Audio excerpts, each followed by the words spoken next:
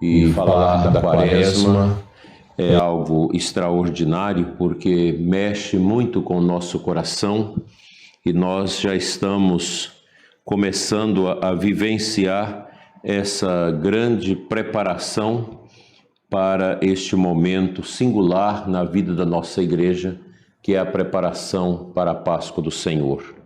Em nome do Pai, do Filho e do Espírito Santo. Vinde, Espírito Santo, enchei os corações dos vossos fiéis e acendei neles o fogo do vosso amor.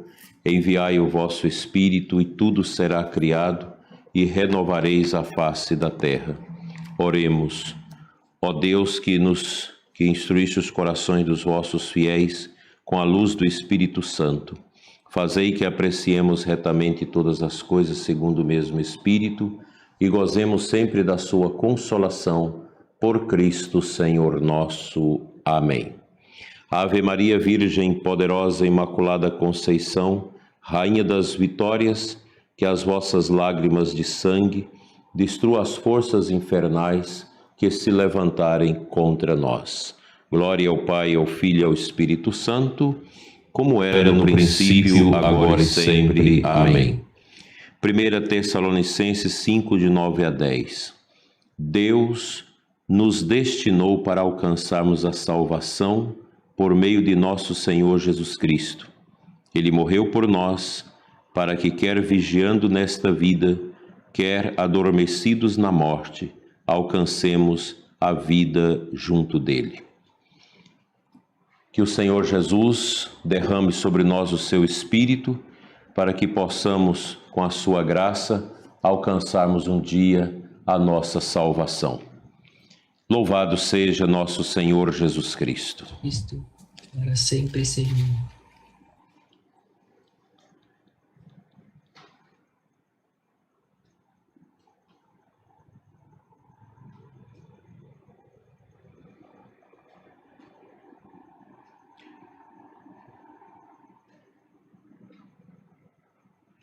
Então, Bruno, agora nós temos o quê? Neste momento.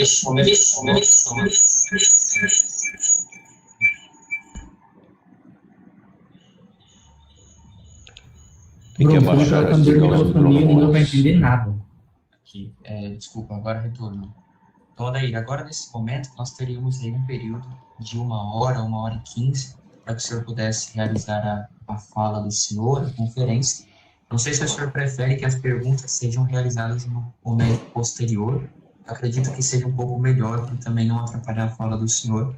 Eu pediria ao pessoal que se inscreva as perguntas no chat, e depois da fala do senhor, o tempo que o senhor achar necessário, aí nós temos aí uns 15 minutos para esse período de perguntas.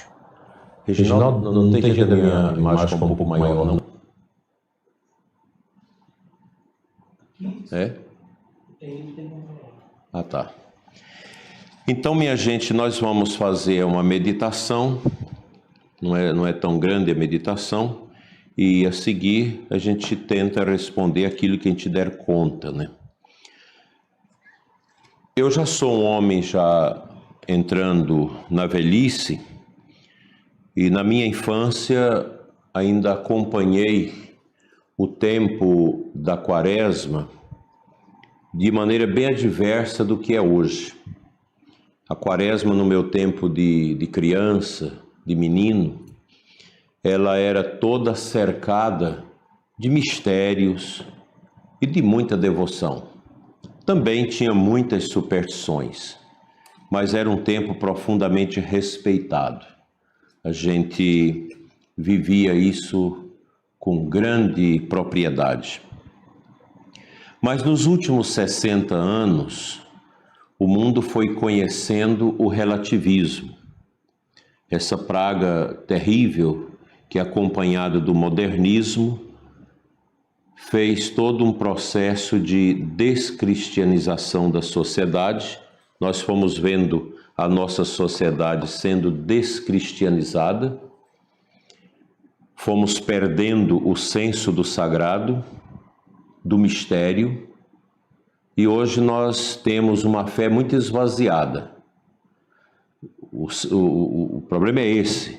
A nossa fé, ela foi sendo esvaziada por tantas incongruências do relativismo, de falsas teologias, de falsas compreensões acerca da Igreja Católica, e a própria Igreja, dentro dela, foi vivendo essa crítica medonha a nós mesmos, e nós fomos enfraquecendo. Quando se quer destruir a Igreja, o ataque é ao sacerdote e à liturgia, sobremaneira a Eucaristia. E é o que nós temos visto nesses grandes tempos turbulentos, de águas turvas, é esse ataque preponderante, constante, de maneira sistemática, a tudo que a Igreja prega, que a Igreja vive, que a Igreja nos ensina. É uma realidade muito dolorosa. Há uma tentativa de desconstrução da Igreja de maneira sistemática. E nós estamos vendo isso na nossa sociedade de maneira crescente. Se destrói a liturgia, se destrói a espiritualidade da Igreja, os inimigos alcançam o seu fim. O fim deles desejado, que é realmente erradicar o cristianismo da face da terra. E a Quaresma, ela perdeu muito nos últimos tempos, e a gente sente agora um certo recomeçar de um caminho de redescoberta do sentido espiritual da Quaresma, que nos alegra o coração. Então esse grupo pequeno hoje, que é a Igreja, que a Igreja hoje não é mais um grupo grande, a Igreja é pequena, nós temos que entender isso. A Igreja se tornou miúda, mas dentro desse grupo ainda tão pequeno da Igreja, nós percebemos um certo renascimento da profundidade da Igreja. Há muita gente hoje se interessando por estes temas tão caros à nossa fé católica, dentre eles a Quaresma e a liturgia da mesma. É um tempo extraordinário, que não pode ser vivido como um folclore, como um aspecto meramente social, mas vivido como mistério, como desacortinar da misericórdia de Deus, que alcança os nossos corações e nos leva a contemplar esse movimento de Deus em direção ao ser humano, através da encarnação, da vida, da paixão, da morte, da ressurreição e da glorificação do Cordeiro de Deus. Cristo é o centro da Quaresma, como é o centro da Igreja, como é o centro da nossa atividade pastoral, como deve ser o centro da nossa vida. É Cristo que deve reinar, não é o ser humano. O reinado humano, ele é miserável, ele é parco, ele é um panfleto que o vento leva, o reinado humano. Tanto que a Igreja já sepultou todos aqueles tiranetes que surgiram ao longo da história para persegui-la. Todos estão sepultados, desde Herodes até Napoleão Bonaparte, Hitler, etc. E vai sepultar toda essa pleiade de comunistas, de relativistas, de teólogos da libertação ecoteológica feminista, que hoje persegue a Igreja. A Igreja sepulta todos. Todos os tiranetes que se levantam contra a fé, contra Cristo, eles terão o mesmo fim, o sepulcro. Todos. Não restará um sequer, porque a Igreja os sepulta todos. Então nós vamos nesta caminhada, nessa certeza de fé, que nosso Senhor... Aqui está certo, Reginaldo, aqui está bom. Nós vamos nesta caminhada de fé, nessa certeza viva, que Cristo impera na sua Igreja, na liturgia da Igreja, que não é nossa, que não é do bispo, que não é do Papa, que não é do padre, mas é de Cristo. Cristo impera. Isso basta. Então a quaresma é esse tempo que nos espera. 40ª die Christus pro nobis tradetur. Daqui a 40 dias, no 40º dia, Cristo será entregue por nós. Então a quaresma é uma vivência que o católico faz como se estivesse junto de Jesus nos seus últimos tempos aqui na terra. Os judeus, quando vão celebrar a Páscoa, eu tive a oportunidade de assistir, ainda quando seminarista, uma Páscoa judaica. E eles vivem aquele momento da celebração da Páscoa, do cordeiro, das ervas amargas, todo aquele ritual que eles têm ali, quando o rabino se posta à cabeça da mesa, com todas as iguarias da Páscoa. E aquele menino entra todo bem vestido e pergunta o que está acontecendo. O rabino diz: outrora estivemos no êxodo do Egito. Então ele celebra a Páscoa como se estivesse lá. Então a quaresma nossa é como se nós estivéssemos acompanhando Jesus, os seus ensinamentos, os seus últimos momentos, e ali no final, depois da quaresma, já no início da Semana Santa, as suas últimas 12 horas na terra, que é o que retrata o filme A Paixão de Cristo de Mel Gibson, que a gente não pode encerrar a quaresma sem rever esse filme, que é de uma autenticidade enorme e que traz ao nosso coração um convívio com este mistério da dor de nosso Senhor, que invade a nossa alma e nos enche de esperança e nos robustece com a certeza de que a morte não mata mais. Então a quaresma ela faz parte desse arcabouço nosso católico que a gente não pode desprezar. A própria introdução geral ao missal romano, ela vai nos dizer: o tempo da quaresma visa preparar a celebração da Páscoa. A liturgia quaresmal, que dispõe para a celebração do mistério pascal, tanto para os catecúmenos, isso aqui é muito importante, tanto para os catecúmenos, pelos diversos graus de iniciação, como os fiéis, pela comemoração do batismo e da penitência. De forma que a quaresma, ela é um tempo batismal. É o tempo em que, numa paróquia onde a catequese se quer primorosa e reta naquilo que deve ser, se prepara de maneira intensa os catecúmenos que vão receber o santo batismo na noite santa da Páscoa. E conjuntamente com o batismo, a crisma e a comunhão, os sacramentos da iniciação cristã. Acho que toda paróquia deveria celebrar o batismo na noite pascal, porque uma vigília de Páscoa e a quaresma toda nós vivemos em favor desse momento.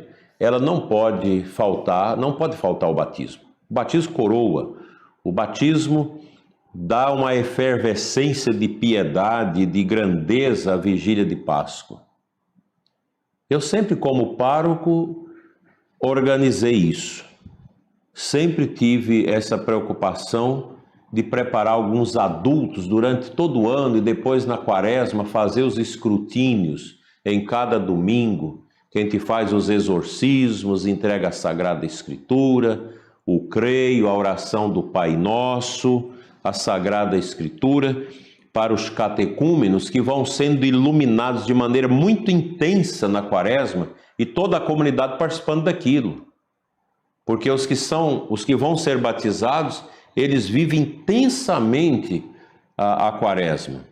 E os que já são batizados vivem intensamente a alegria deles para renovar o seu batismo na noite santa de Páscoa. A quaresma tem esse naipe, essa qualidade, esse sentido batismal muito profundo. Se vocês perceberem nas orações da coleta, das missas na quaresma, elas vão percorrer esse caminho, os prefácios da missa, Porque nós não temos uma catequese mistagógica na igreja, infelizmente. Então a gente vai à missa, mas a gente não presta nem atenção no que está acontecendo na missa.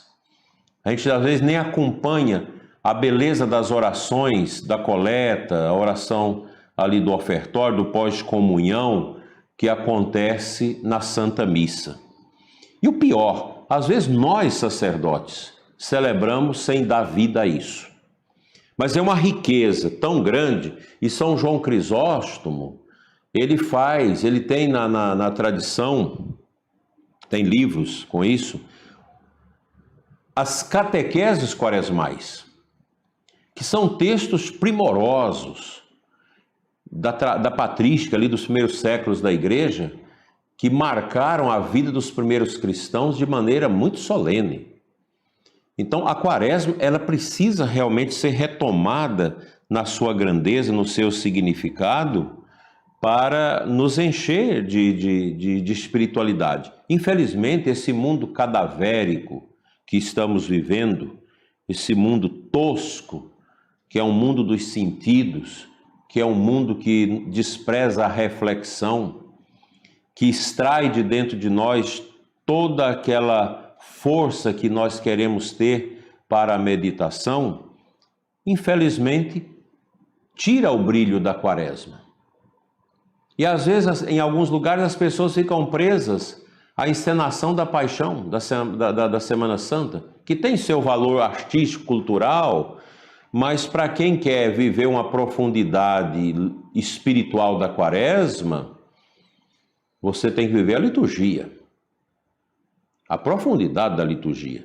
Eu até incentivo vocês, leigos, que não têm o costume de rezar o breviário, que aprenda a liturgia das horas. Pode baixar esse aplicativo do iLiturgia, I minúsculo, L maiúsculo, liturgia, custa aí uns 30, 40 reais, você compra para a vida toda. Isso é uma riqueza.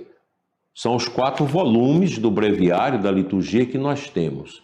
Isso aqui é um volume, são 4 desses que a gente tem dentro de um aplicativo. E o aplicativo, ele traz toda a liturgia, as leituras do dia, o ofício das leituras, por exemplo. É uma riqueza, porque traz uma leitura bíblica e uma leitura da patrística, de um documento sério da igreja. Então, se a gente vive a quaresma, mesmo na correria do dia a dia, tentando mergulhar na palavra de Deus, na Sagrada Escritura, que a igreja, na sua sabedoria litúrgica, coloca para nós em cada dia da quaresma, nós vamos fazer uma caminhada espiritual invejável. A gente vai passar realmente por um processo de cura. A nossa frieza vai desaparecer, a doença do relativismo, a doença da mediocridade católica, ela vai fugir da nossa vida, com certeza. A quaresma, gente, ela deve ser tida para nós católicos como um grande retiro. Mesmo vocês, leigos, que estão aí no mundo, trabalhando, lutando aí para o ganha-pão de todo dia, mas no meio da parafernália, da barulheira nossa, você pode viver essa graça do retiro quaresmal. Neste ano eu vou vivenciar, no nosso programa Oração da Manhã, os ensinamentos quaresmais de Santo Tomás de Aquino. No ano passado eu vivenciei com o povo, oh meu Deus, me faltou o nome, Santo Afonso Maria de Ligório. As meditações sobre a quaresma, para cada dia da quaresma. E na Semana Santa eu vou vivenciar os ensinamentos de Santo Afonso Maria de Ligório. É invejável, né? Então, para nós sacerdotes, os religiosos, eu saúdo aqui também os padres que estão conosco, as irmãs, as religiosas, os seminaristas, os leigos. Acho que nós somos uma estirpe pequena hoje. A igreja hoje é pequena. E nós somos a esperança de Cristo para o mundo. Nós não precisamos esperar muitas coisas nos próximos 40 anos. Nós temos que voltar mais para dentro da igreja, para dentro de nós mesmos. A gente precisa esquecer que nós fomos uma cristandade, que nós fomos grandes. A gente precisa agora valorizar a nossa comunidade, uma catequese mais profunda, uma catequese vivencial, abandonar essas catequeses fajutas que nós temos aí, que não ensina nada. catequese medíocre, catequese ecológica, essas bobagens, e centrar numa catequese profunda, no mistério. Nós precisamos ler a patrística, ler Santo Agostinho, ler Santo Ambrósio, Santo Atanásio, ler essas coisas profundas, Santo Tomás de Aquino, ler a vida dos santos, porque eles sim, eles vão dizer para nós, é possível viver o mistério de Deus, é possível viver a misericórdia de Cristo, né? Então a quaresma, esses 40 dias, que a gente começa com a quarta-feira de cinzas, recebendo as cinzas nas nossas cabeças, e a gente vai terminar a quaresma aí na véspera da quinta-feira santa. A quaresma se estende até ali, antes de começarmos o tríduo pascal, é tempo quaresmal, tanto que a gente usa a cor roxa na segunda, na terça, na quarta, feiras santas. A quaresma vai até ali. E é todo esse tempo de busca da purificação. A quaresma para os catecúmenos é um tempo forte de iluminação, porque eles estão ali preparando para receber o batismo, para serem perdoados dos seus pecados nas águas batismais, porque quem não é batizado não pode confessar. Ele tem que carregar seus pecados ali até o dia do batismo. Claro que um catecúmeno, pela lei da igreja, se ele morre no processo catecumenal sem o batismo, ele terá a graça do batismo de desejo, né? Então ele terá essa graça da misericórdia de Deus. Mas é um tempo que eu acho assim fantástico para nós, né? É um tempo extraordinário, que a gente precisa entrar nele com o coração bastantemente aberto e proativo para viver essa caminhada com Jesus. Eu sou fascinado pela missa da quarta-feira de cinza, que a gente já começa com o jejum, com as nossas penitências, e é um ritual muito rico. A quarta-feira de cinza é extraordinário, né? O sentido da liturgia que nos insere na caminhada para a Páscoa, imitando os 40 dias do jejum e da penitência de Cristo, que se preparou para a paixão, para a sua ressurreição, sua entrega, e nós também fazemos isso. A quaresma ela deve ser carregada de muito sentido. Como você preparar bem uma quaresma? Nós já temos que começar a preparar agora. A gente já deve terminar o tempo do Natal, você entra no início do ano litúrgico, do tempo comum, essas semanas que precedem a quaresma, a gente já deve ir criando essa expectativa. Um bom livro para ler durante a quaresma, ter esse livro de Catherine Emmerich, né, que deu a base ao filme do Mel Gibson, Vida, Paixão, Morte e Glorificação do Cordeiro de Deus. É um livro muito famoso, de uma freira aí do século XIX, uma mística, aliás, uma grande mística, dessas místicas raras. Ela fazia meditações tão profundas na quaresma que Deus dava a ela, no espírito, a visão dos cenários da paixão de Cristo, até com nomes daquelas pessoas que estavam ali. É impressionante, esse livro retrata isso. Não sei se alguns de vocês já devam ter lido esse livro, mas vale a pena. Eu tenho aqui na minha biblioteca, já li algumas partes dele, não li todo, mas é muito bonito. Até estou com o propósito de lê-lo agora na quaresma, para a gente não perder o ambiente. É sempre bom você criar essa fantasia, né? E a Catherine Emmerich, ela nos ajuda a viver essa fantasia, esse enredo, esse cenário do mistério de Cristo na sua quaresma. A turbulência de Cristo ali, o sofrimento, as tentações, depois todo o mistério do seu diálogo duro com os fariseus e, por fim, todo o aspecto da condenação e do flagelo de nosso Senhor Jesus Cristo. Então, penso que nós que temos já uma iniciação, porque aqui eu entendo que todos que estão conosco aqui na live, são pessoas que já têm uma iniciação cristã já bem avigorada. Então nós podemos tirar grandes proveitos da quaresma e até ajudar outras pessoas também a vivê-la.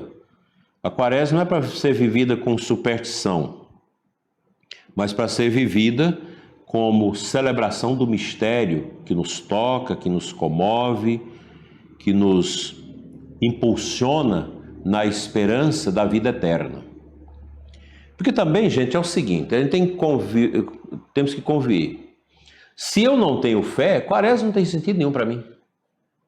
Tem muita gente que encena a paixão de Cristo, mata o Cristo na sexta-feira da paixão, mas gente que não tem fé. Faz um teatro. Nós não podemos ser assim. Eu acho que já começar a quaresma com uma boa confissão, procurar um sacerdote, que é uma coisa muito difícil hoje você achar um padre para te confessar. Não é nada fácil. Muito difícil. E às vezes você chega no padre, o padre ainda tem a cara de pau de dizer que não tem tempo para te confessar. Então é muito difícil. Para nós padres sabemos disso. Complicado. E o padre atender as confissões, fazer uma confissão bem feita. As últimas confissões que eu tenho feito, dá até desânimo. O sacerdote não sabe orientar a consciência da gente, não sabe corrigir os nossos pecados, é uma tristeza. Às vezes não dá nenhum conselho, não dá nenhuma palavra, não sabe dar uma penitência. A penitência de um Pai Nosso, 3 Ave Maria, essa penitência dá para criancinha. Não é uma penitência que revigora o coração. Então fazer penitência, se você confessa com um padre relapso, padre relativista que nem acredita mais nos sacramentos, então você também precisa estabelecer uma penitência dura na quaresma. É uma penitência dura. Eu fico pensando naqueles monges no tempo de São Bernardo de Claraval, Cluny, aquele mundo do século X, século XI, XII. Mosteiro que chegava a ter 4.000 monges, que era uma coisa extraordinária, os ciclos de oração, as turmas, os mosteiros eram divididos, monges que morriam novos de tanto fazer penitência pela conversão da igreja, monges que comia arroz com cinzas para fazer penitência, né? Hoje você fala de penitência, todo mundo curte na cara da gente, abusa da penitência, abusa do jejum. Fica esse povo tudo malhando em academia, tomando remédio, fazendo essa coisa toda para poder dar uma performance ao corpo. Esse corpo que é uma cinza que vai dissolver na terra, um corpo que nasceu pelado e vai morrer pelado, nasceu nu e vai terminar nu, e as pessoas apegadas a isso. Você faz tudo de ginástica para manter seu corpo, mas não é capaz de rezar um texto, não é capaz de fazer uma penitência, não é capaz de fazer um sacrifício, de dar uma esmola para um pobre, não é capaz de fazer nada disso. Isso é horrível. Esse tempo nosso, um tempo sujo, um tempo de mentira, um tempo de falsidade, um tempo pavoroso esse nosso que estamos vivendo. E nós cristãos católicos que queremos ganhar a eternidade, nós precisamos pedir sempre a Deus, Senhor, eu creio, mas aumenta a minha fé. Porque o momento nosso hoje é um momento de esquisitices, em que as pessoas brincam de Deus. Liturgias mal feitas, liturgias mal preparadas, de qualquer jeito. Meu Deus do céu! Nós temos que... A liturgia é o patrimônio mais caro da igreja. A Eucaristia, diz o Concílio Vaticano II. Vaticano II, na Sacrosanto Concílio, vai nos dizer que a Eucaristia é o cume, é o ápice da vida cristã. O cume e o ápice da vida cristã não é pastoral. Não é pastoral. Não é esse tanto de serviço que nós temos na igreja. Isso é tudo importante. A gente sabe disso. Tudo é importante. Mas é importante se a Eucaristia for o cume e o ápice, o ponto alto da vida da igreja. Do contrário, os nossos trabalhos se tornarão inócuos, medíocres e extremamente sem eficácia. Liturgia quaresmal, ela tem que tocar o nosso coração para vivermos a penitência, para vivermos a reconciliação com Deus, para vivermos a nossa proximidade com os pobres, com os que sofrem, para partilharmos a esmola com aqueles que precisam, porque para você ajudar os pobres, você não precisa de teologia da libertação. Aliás, teologia da libertação pouco ajuda os pobres. Pouca ajuda. Eu falo disso de algibeira, porque eu fui formado nisso, tive muitos colegas nesse troço, e eu mesmo me libertei disso tem pouco menos de 20 anos. Então, muito discurso e pouca prática. Muita trovoada e pouca chuva. Então nós precisamos ter esta consciência de vivermos bem a nossa quaresma.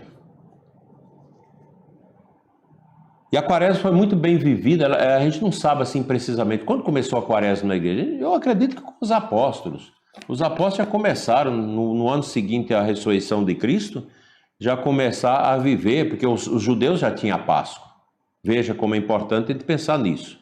Os judeus já viviam a Páscoa. Agora nós vamos ver a nova Páscoa, a nova e eterna aliança. É claro que os cristãos já começaram a viver isso logo no início do cristianismo.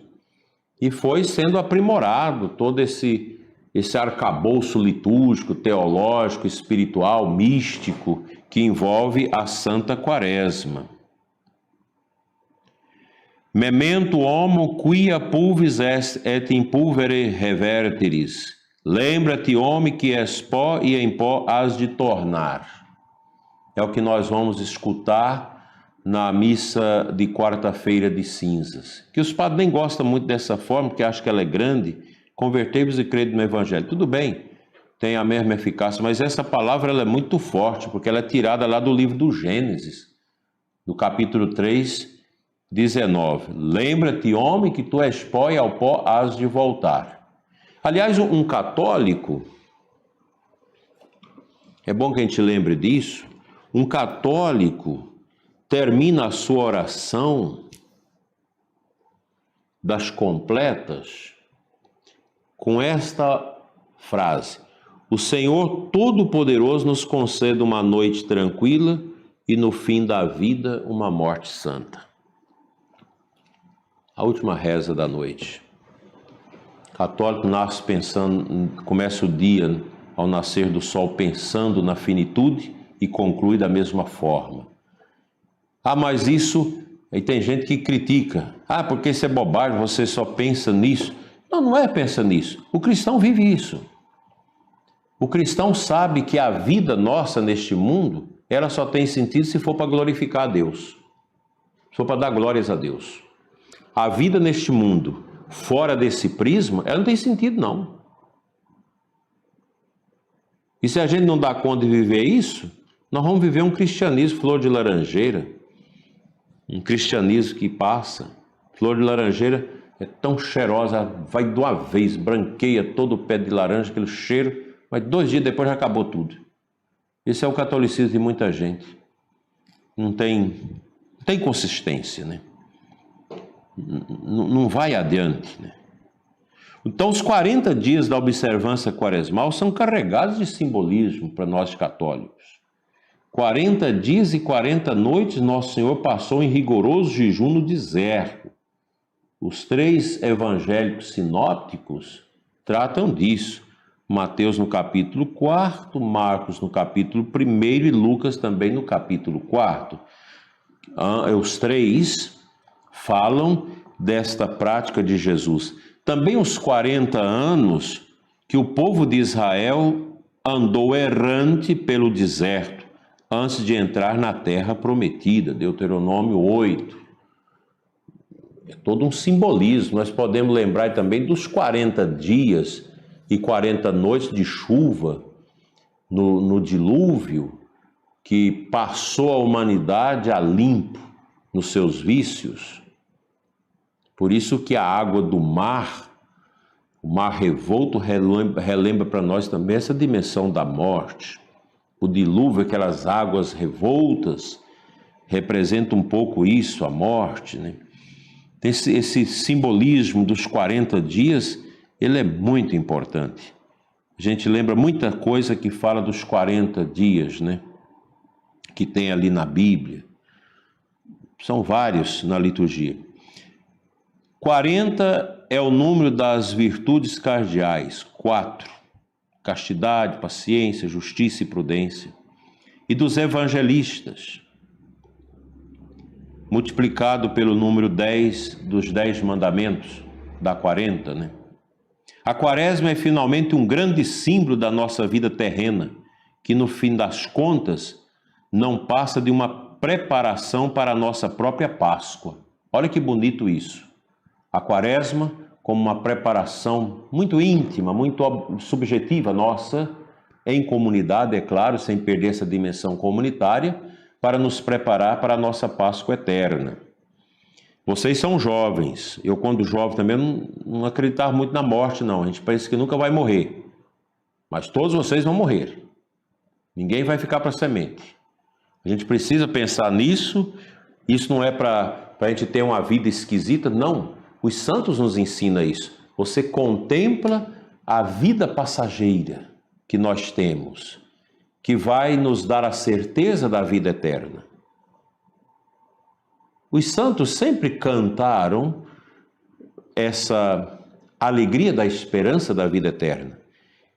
Infelizmente, nós estamos numa igreja que pouco pensa na eternidade.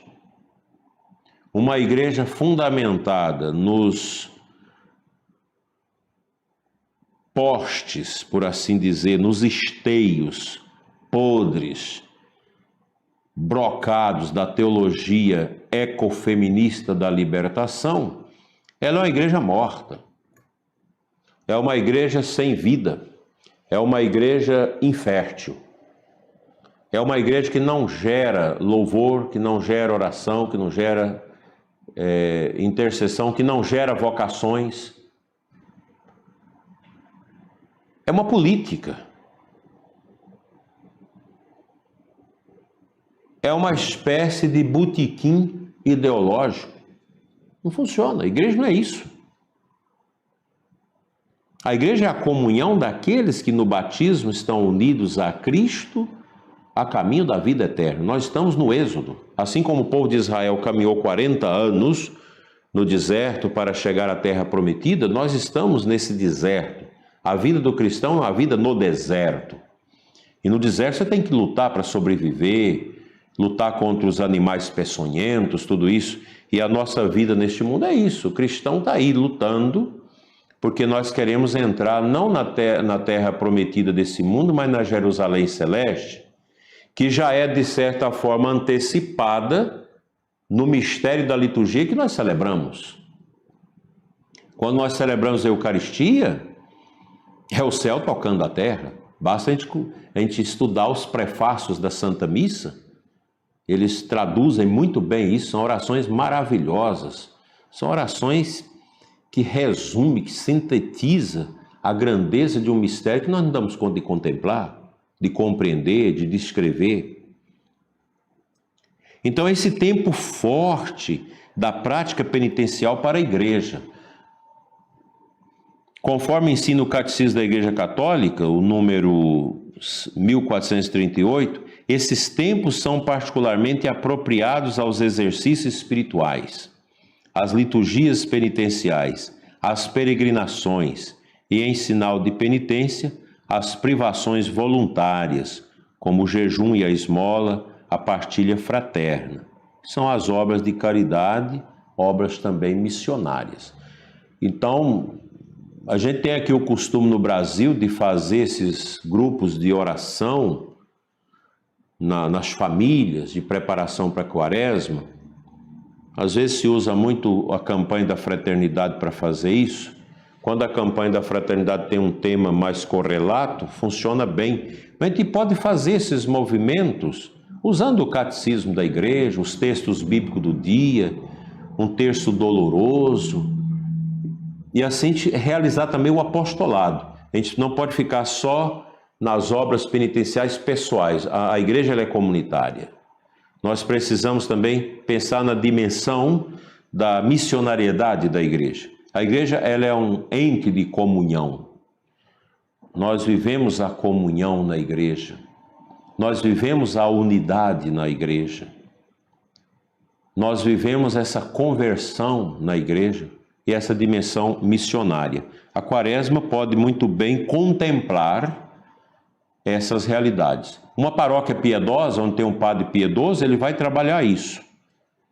A comunidade, a paróquia vai viver realmente a Quaresma. Você vai tirar aqueles cantos barulhentos da liturgia, talvez deixar até sem o violão, sem o som, somente o canto de voz, ou quando muito um violão bem baixinho, um órgão bem baixinho para sustentar o canto, porque a gente tem que levar o despojo, a penitência também para a liturgia. Na Quaresma você não canta o glória, você não canta o aleluia, a liturgia é despojada, você não tem rosas no altar, tudo é despojado. O canto também precisa ser despojado. Ele não vai me colocar lá cantos de louvor, cantos de aleluia, que não é nem da liturgia, mas procurar os cantos adequados à Quaresma para você celebrar esse mistério de maneira que ele te toque, que ele te faça viver o tempo. Se eu começo com bateção de palma, que não é certo bater palma na missa, e em mera Quaresma, no profundo da Quaresma, você está lá batendo palma, batendo sino, batendo tanta coisa, fazendo um barulhão medonho. E a gente também precisa calar um pouco na Quaresma, fazer um pouco de penitência, deixar de ficar escutando música, deixar um pouco os filmes, tem gente viciada em filme, deixar um pouco o celular, um dia na Quaresma, ficar uma manhã sem pegar no celular, sei lá. A gente precisa fazer esse tipo de penitência para domar esse elefante de concupiscência que nós temos dentro de nós. Que todos nós temos a concupiscência, que é uma herança maldita do pecado das origens. E uma coisa muito interessante é que a Quaresma está profundamente ligada à questão do pecado original. Por que Jesus veio? Por causa do pecado da humanidade. Então o pecado original, e a gente vai cantar isso no Exultede, no Sábado Santo, quando o diácono cantar o Exultede, ó feliz culpa de Adão que nos mereceu tão grande Salvador. Olha que beleza. A liturgia ela vai encadeando. Se você entra no âmago da liturgia da igreja, você torna-se realmente um místico. Não tem como. Eu indico para vocês um livro muito bom para a gente entender um pouco melhor a liturgia, Introdução ao Espírito da Liturgia, do Papa Bento XVI. Esse livro, ele escreve a partir dos escritos de Guardini, um grande sacerdote liturgista do início do século passado. Bento XVI retoma essas riquezas, e esse livro, Introdução ao Espírito da Liturgia, vale a pena. Eu aconselho vocês a ler. É um livro fino, gostoso de ler, e que te dá uma introdução mistagógica profunda sobre a liturgia. E eu digo para vocês, quem conhece a liturgia da Igreja Católica nunca deixa de ser católico. Outro dia, celebrando uma crisma, tinha 8 jovens protestantes sendo crismados. Fizeram a renúncia ao protestantismo depois da preparação catequética para receber a crisma. A gente olhou o batismo de pelo menos 4 era válido, os outros padres batizou sob condição. E conversando com eles, eu perguntei, mas o que trouxe vocês para a Igreja Católica? Eles dizem, o conhecimento da vida dos santos, da patrística e da liturgia. Desculpa se tem algum evangélico aqui conosco, mas a verdade seja dita, você vai a um culto evangélico, uma igreja evangélica, ela é vazia. É como se você entrasse num cano liso, é oco. Você não tem sacrário, você não tem imagens, você não tem a cruz, você não tem o altar, você não tem os sinais da via sacra. É uma coisa, é um despojo estranho, é um despojo agressivo, é um despojo Por isso que o protestantismo, o pessoal mais conservador tem essa dificuldade com o protestantismo, porque ele é uma negação da verdade, negou a igreja. Lutero negou a igreja. Uma grande negação.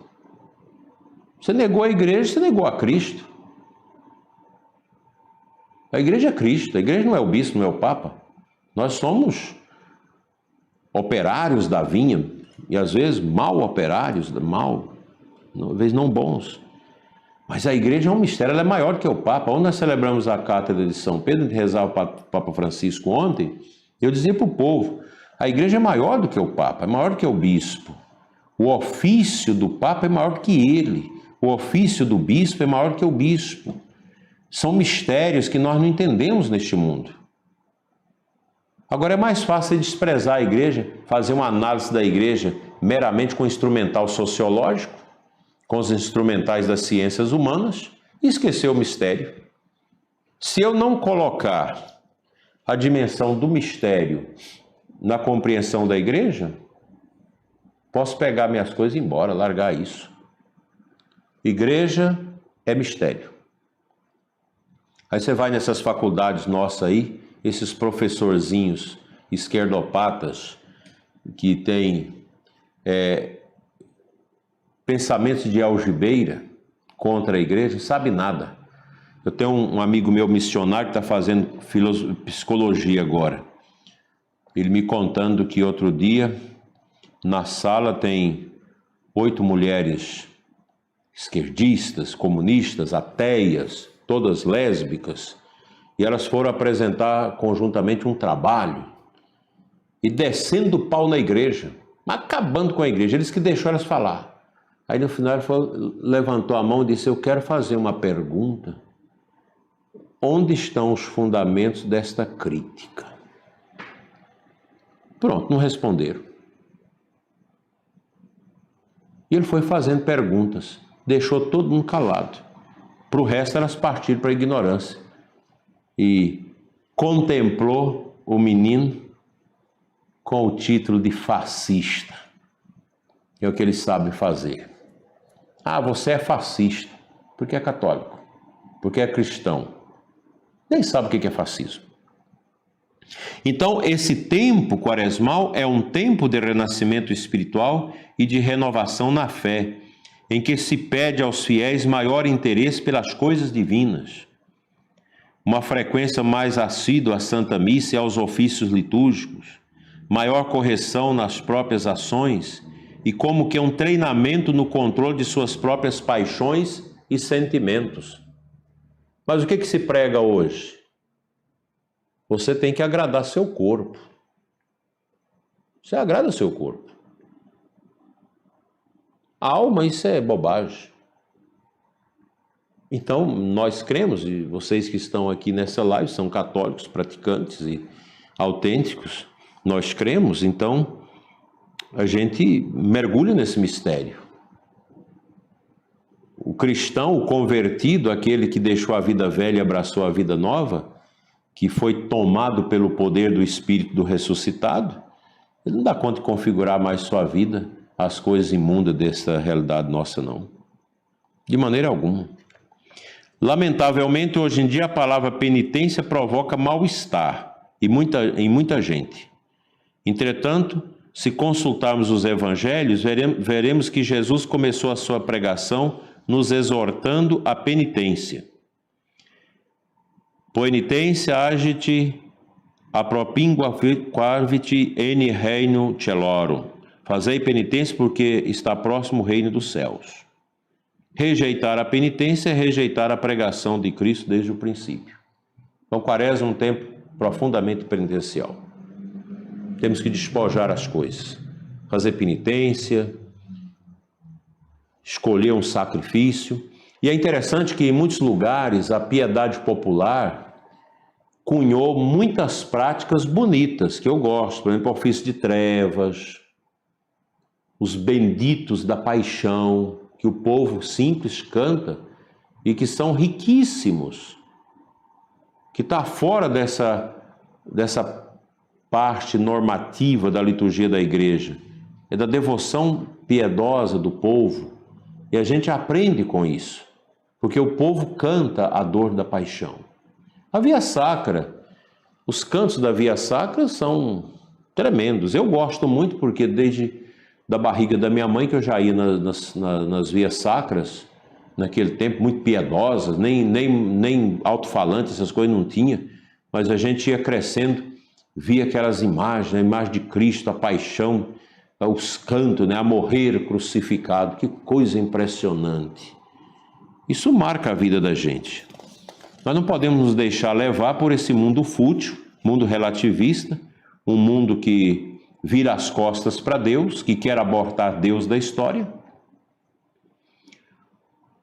Um mundo inautêntico, secularizado. O Concílio Vaticano II trabalhou muito isso na Lumen Gentium, fala muito disso, na Gaudium et Spes, do secularismo, que é o mal do século. Se Deus existe, Ele cuida das coisas dele lá em cima, e aqui embaixo nós cuida nós. Aqui embaixo a gente faz o que a gente quer com o nosso corpo, com a nossa riqueza e etc, etc. Quer dizer, é uma vida onde o homem ocupa o lugar de Cristo, ocupa o lugar de Deus. A ciência ocupa o lugar de Deus. É uma porca miséria esse negócio de pensar que ciência é tudo. Ciência não é tudo. Aliás, a ciência, por que os homens são cientistas? Porque Deus permite, é o dom da ciência, o dom do conhecimento. Mas a ciência não explica tudo. Está aí a pandemia. Ah, porque você toma a primeira dose da vacina, vai ser imunizado 100%. Aí depois, mas não imunizou, tem que tomar a segunda, a terceira, agora vai ter que tomar a quarta dose para imunizar e continua transmitindo o vírus e adoecendo. É ciência. Eu aconselho, sobre esse tema, a leitura da carta Fides et Ratio de João Paulo II, A Fé e a Ciência. É uma encíclica, não sei se é exortação, encíclica, eu estou em dúvida. Acho que é encíclica mesmo. Fina, mas de um conteúdo substancioso. Todos os nossos jovens que entram na universidade deveriam ser iniciados nesse documento por um bom catequista, um bom sacerdote, antes deles entrarem na universidade. Quem entra lá na universidade, os falsos cientistas, os pseudocientistas, vai dizer para eles que Deus não existe, que etc, etc. Cria todo esse discurso, né? Um discurso de Nietzsche, que está aí muito presente, né, nas nossas universidades. Você entra na Universidade de Humana, a primeira coisa é Nietzsche, é Sartre, é Karl Marx, que São João Paulo II colocou eles no lugarzinho deles, mestres da suspeita. Pronto, são mestres da suspeita. Nietzsche teve a arrogância de escrever um livro e dizer: eu matei Deus, Deus não existe. Trocava correspondência com Dom Pedro II, chegou a andar num trem na Europa ao lado de Dom Pedro II, ficou impressionado com a cultura do imperador do Brasil, né? Que era um homem muito culto. Mas disse: eu matei Deus, a morte de Deus, eu matei Deus. Aí quando o pilantra morreu, um gaiato lá em Nova York escreveu no seu, lá naqueles viadutos grandes de Nova York: Deus avisa, : Nietzsche morreu. Essa é a consequência. Quem mata Deus morre.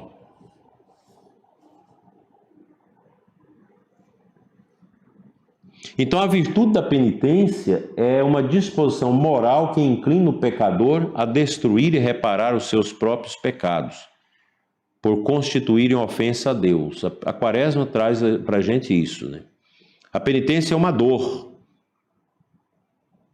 mas uma dor espiritual, interior. É o sofrimento por haver pecado.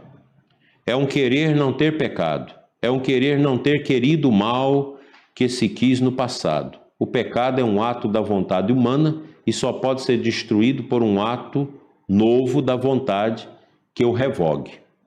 E por isso que o ato da virtude da penitência está indissociavelmente ligado ao sacramento de mesmo nome, a confissão.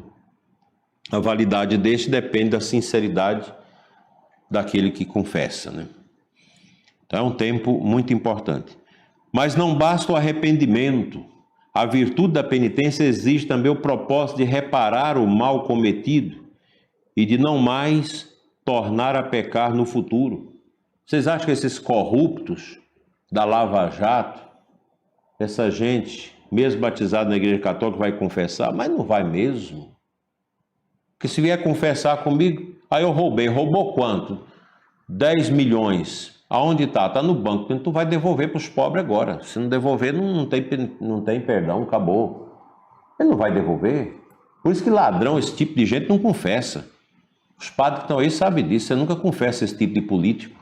Esses bandidos que roubam, que defraudam os pobres, não confessam. E o padre que atende uma personagem desse naipe precisa impor uma penitência sob condício do perdão. Aí eu assaltei, matei, pagou na justiça? Não, pois tu vai fazer penitência, entregar à justiça e pagar na cadeia pelo crime que você fez. Por isso que o pessoal quer ser protestante, gente. Ah, porque o chefe da gangue, não sei das quantas, da milícia, se converteu lá na penitenciária, agora é pastor protestante. Olha que coisa. Mas ele reparou? Não. Porque o protestante confessa com Deus. Eu confesso com Deus, diretamente com Deus. Não é assim. Deus sempre usa a mediação da igreja para falar conosco e para nos curar. Eu não caso diretamente com Deus. Eu não recebo a unção dos enfermos diretamente com Deus. Eu não comungo a Eucaristia diretamente com Deus. Eu preciso da igreja. A igreja é a mediadora da minha santificação. Então é a igreja que vai avaliar a minha disposição interior na confissão se eu estou adequadamente preparado para receber o perdão de Deus e obter o beneplácito decorrente disso, né? Então os hereges protestantes, eles pregam que não é necessário aos que se arrependem reparar o mal que fizeram no passado de sua vida. O fulano mata, rouba, estupra e acha que basta aceitar Jesus. Como diz um pastor que morava perto da casa da minha avó. Tadinho, nem sabia ler direito. Sunga a mão para aceitar Jesus. Sungou a mão, aceitou Jesus, está pronto, está tudo, a ficha ficou limpa. Já pode ir para o céu, já está salvo. Por isso os protestantes escarnecem da necessidade da penitência, da confissão. Ora, isso é uma distorção do evangelho, pois é preciso reparar. Quem rouba deve restituir o que roubou. Quem professar publicamente uma falsa doutrina deve também se retratar em público. Católico que abandona a igreja, depois volta, tem que fazer a profissão de fé publicamente na igreja, tem um rito próprio para isso, né? Então, minha gente, tenhamos todos uma boa e santa quaresma. Desde então começou Jesus a pregar e a dizer: fazei penitência, porque está próximo o reino dos céus. E se está próximo é porque não está distante. O Senhor está perto de toda pessoa que o invoca. E é bom a gente fazer uma meditação, uma penitência para saber como que está a nossa vida também na família. Vocês que têm família, é bom saber disso, né? Como fazer uma reparação também acerca da situação nossa na família. Como que eu estou, né? Como que a minha família, como que eu me encontro na família. Fazer uma revisão completa a partir dos 10 mandamentos e com certeza a gente vai ter uma quaresma bem proveitosa, porque é um tempo favorável, como nós vamos escutar muito isso durante a quaresma. Neste tempo favorável, é o tempo da quaresma. Tempo favorável que nos ajuda a viver a graça da nossa salvação. Vamos ver se eu consigo escutar vocês aqui agora, para se tem alguma pergunta. Eu não estou conseguindo escutar. Parece que vai funcionar.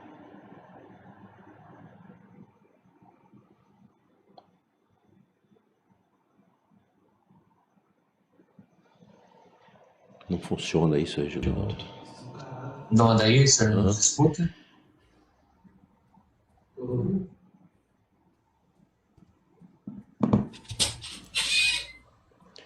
vou desligar aqui meu microfone e vocês podem fazer as perguntas. Então, Dom Adair, agora o senhor nos escuta?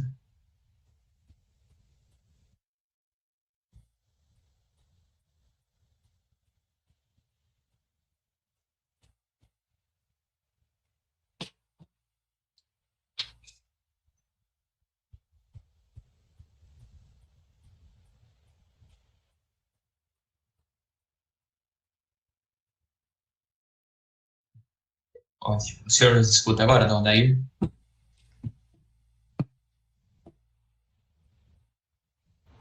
Acho que agora está funcionando, vamos ver. Isso. Vocês falam para ver se eu escuto aqui. O senhor nos escuta agora, Dom Adair? Você está me escutando? Sim. Tá, o seu som está baixo, eu não estou conseguindo te escutar, vamos ver. Deixa eu tentar falar um pouquinho mais alto. Agora o senhor consegue bem? Então, nós temos aqui uma primeira pergunta.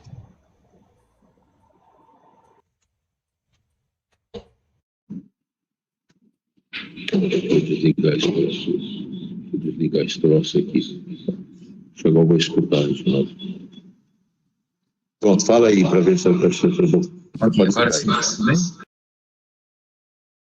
Alô? Nós estamos escutando o senhor. O senhor nos escuta? Sim, agora estou escutando.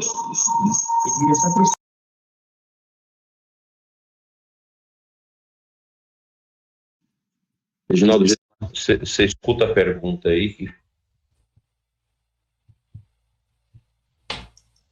Então, a primeira pergunta que nós temos aqui, Dom Adair, é do seminarista Alisson Muriel.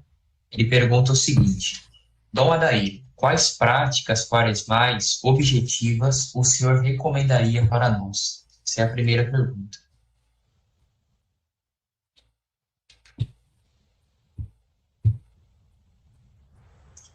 Nós não estamos escutando o senhor agora. A prática principal da quaresma é isso que eu já falei. A quaresma é um tempo de conversão, de arrependimento, de jejum, de penitência e de oração e da esmola. São exercícios que a gente chama de exercícios corporais, né, em que você volta a sua atenção para essa dimensão da mortificação dessas realidades que nos ofende, que nos faz muitas vezes ficar longe de Deus. Porque o nosso corpo é pesado. A gente precisa colocar o corpo no tamanho para ele passar na porta estreita. Então, se eu vou me enchendo de pecado, enchendo de coisas que não são do agrado de Deus, então eu acabo, o quê? Eu fico impossibilitado de entrar no reino. Então a gente precisa ter essa capacidade de realmente fazer uma...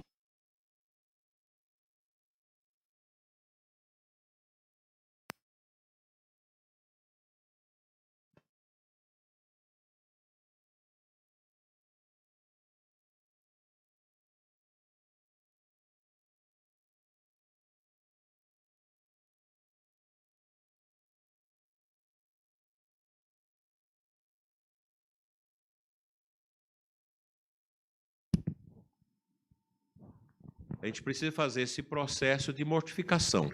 Eu acho que quaresma não pode ser entendido fora dessa dimensão da mortificação dos nossos sentidos. Segunda pergunta agora, Dom Adair, é da Rosimeire Souza. Ela pergunta o seguinte... eu vou ver se eu consigo arrumar esse som aqui, que não sai o som aqui para me escutar. Repete de novo. A segunda pergunta é da Rosimeire Souza. Ela pergunta o seguinte: o que o senhor poderia nos dizer sobre a campanha da fraternidade que nos são colocadas em nossas paróquias para estudarmos na quaresma? E ela comenta que no ano passado, na cidade dela, o assunto da campanha da fraternidade foi pouco abordado pela indignação dos fiéis. Então, a pergunta dele. A campanha da fraternidade, ela é uma prática mais brasileira. Isso é uma coisa mais aqui do Brasil. E há muitos questionamentos a respeito da campanha da fraternidade. Não é uma coisa muito consensual, até mesmo entre os bispos. A gente já discutiu muito isso a respeito desse eclipse que a nossa campanha da fraternidade, ela acaba por criar. Você quer que eu olhe aqui? Tá. Eu não dou conta de ler esse tanto de pergunta, né, Reginaldo? Então, a campanha da fraternidade, ela nasceu talvez de uma intuição boa, que era para ajudar você a meditar o exercício da caridade. Mas a campanha da fraternidade do ano passado, eu mesmo não fiz na diocese, porque não era adequado. A campanha da fraternidade complexa, que causou muito estupor, o povo rejeitando essa coisa toda, então a gente resolveu não fazer. Esse ano eu estou aqui com o texto base da educação, mas a gente pode usar essa temática, às vezes, até mais fora da quaresma. Eu acho que não pode ofuscar o espírito quaresmal. Então, eu sei que muitos se empolgam com os temas da campanha da fraternidade, e você fala muito mais em cima do tema da campanha da fraternidade do que daquilo que é a mensagem quaresmal, que nós não podemos jamais deixar de trabalhar. Eu acho que esses aspectos fundamentais da quaresma, eles não podem ser escamoteados pela campanha da fraternidade. Às vezes me assusta um pouco até mesmo as vias sacras que se faz em cima do tema da campanha da fraternidade, que não ajuda as pessoas a meditar no seu interior a grandeza da quaresma. Então, eu tenho esse pensamento e acho que a gente precisa realmente ter presente a necessidade de não desperdiçarmos o tempo da quaresma. Então, Dom Adair, uma terceira pergunta que nos foi realizada aqui pelo Rafael Medeiros da Silva. Ele primeiro pede a sua bênção e em seguida pergunta: a via sacra é um exercício espiritual próprio para a sexta-feira ou pode ser rezada em qualquer dia da semana da quaresma? Em seguida, eu já passo a segunda pergunta. Acredito que nós já poderíamos nos aproximar do fim, que é a pergunta do Antônio Souza. Além da obra que o senhor já indicou, da vida, paixão e morte do Cordeiro de Deus, quais outras obras o senhor nos recomendaria para a meditação no tempo da quaresma? Essas duas perguntas. Bem, a via sacra, ela é um exercício de piedade valorosíssimo, que entrou na tradição da igreja, que a gente usa muito durante a quaresma, também na Semana Santa, mas ela pode ser usada na sexta-feira de cada semana. Agora, se a pessoa sente a motivação de rezar em qualquer outro dia, não tem problema. Não é uma falta você, hoje é terça-feira, eu vou rezar a via sacra. Pode rezar, é um exercício, né, piedoso, de meditação, que ajuda enormemente a alma a mergulhar nessa graça profunda do mistério salvador de Cristo. Acho que a gente não pode jamais esquecer o valor da via sacra na nossa vida.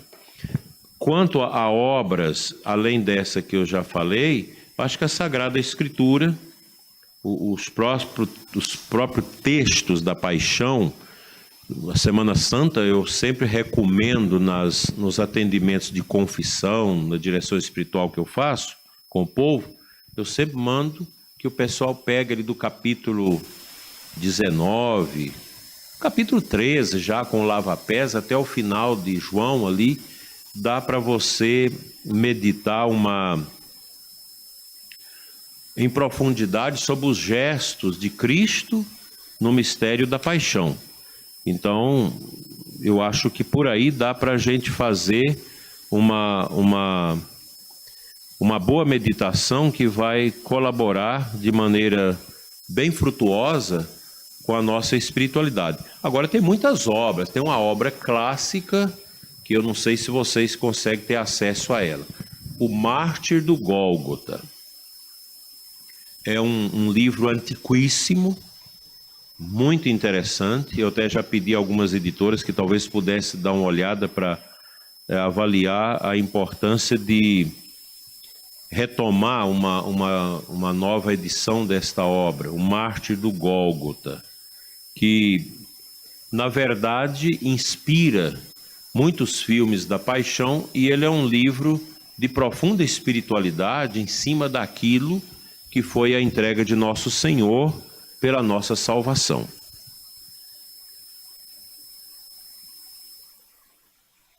Desse momento, Dona Adair, as nossas perguntas já se encerraram e nós queremos agradecer profundamente ao senhor por esta palestra. Todos os comentários aqui no nosso chat são de agradecimento ao senhor, comentando pela riqueza do conteúdo que nos foi apresentado. E, acima de tudo, destaco aquilo que o senhor nos mostrou durante toda essa palestra, que a Quaresma não é uma preparação passiva, né? Mas é, de fato, um severo exercício para nos prepararmos bem para a paixão de nosso Senhor Jesus Cristo e também para a Páscoa. Então, Adair, muito obrigado. Nós agradecemos muito pela presença do senhor no nosso grupo. Foi uma grande honra tê-lo aqui. Sei que todos nós saímos enriquecidos. Também agradecemos a Diocese de Formosa, também o Reginaldo, que nos ajudou também a fazer essa transmissão pelo canal do senhor. Eu pediria para o senhor fazer uma fala de conclusão e, por gentileza, depois conceder-nos a bênção final. E, se possível, se o senhor pudesse ficar um breve instante para que a nossa equipe possa fazer uma foto. Nós vamos tirar um print aqui da tela com todos os membros do grupo para nós registrarmos nosso arquivo. Mais uma vez, Dona Adair, muito obrigado. Eu que agradeço penhoradamente a confiança de vocês. Eu não sou teólogo, não sou filósofo, eu sou apenas um padre que mal sabe celebrar a missa e confessar o povo. A gente não é nada nesse mundo. Eu agradeço essa confiança, eu sei que tem tanta gente mais preparada para fazer essa reflexão, essa interlocução com vocês. Agradeço penhoradamente e peço desculpa pelas dificuldades aqui de mexer com essas coisas, porque nós fizemos um cruzamento aqui de transmissão para pegar outros canais que outras pessoas também pediram. E quero desejar a todos uma Quaresma muito abençoada.